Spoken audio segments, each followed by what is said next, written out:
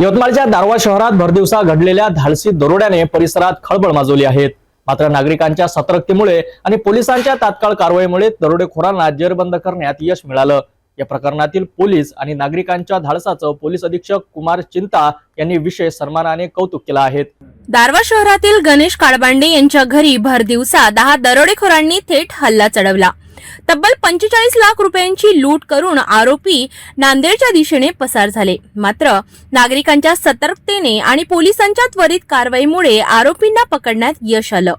या शौर्यपूर्ण कारवाईबद्दल पोलीस अधीक्षक कुमार चिंता यांनी विशेष बक्षिसाची घोषणा केली। खंडाळा पोलिसांना 30,000 रुपये, दारव्हा पोलीस आणि शेंबाड पिंपरी येथील नागरिकांना प्रत्येकी 10,000 रुपये देऊन सन्मानित करण्यात आलं। दरोडेखोरांनी गणेश काळबांडे यांच्या घरावर लक्ष ठेवून सुनियोजित कट रचला होता। भरदिवसा घरात घुसून धाडशी लूट केली। मात्र पोलिसांच्या सतर्कतेमुळे आरोपींना नांदेडच्या दिशेने जाण्यापूर्वीच अटक करण्यात आली। पोलीस अधीक्षक कुमार चिंता यांनी नागरिक आणि पोलिसांच्या समन्वयाची प्रशंसा केली। त्यांनी सांगितलं की नागरिकांनी दाखवलेली सतर्कता आणि पोलिसांची तात्काळ कारवाई ही या प्रकरणात निर्णायक ठरली। काय करता तुम्ही? ओके, ठीक आहे. तुमचं नाव काय करता तुम्ही? नागरिकांची जागरूकता आणि पोलिसांची तत्परता यामुळे मोठा गुन्हा उघडकीस आला।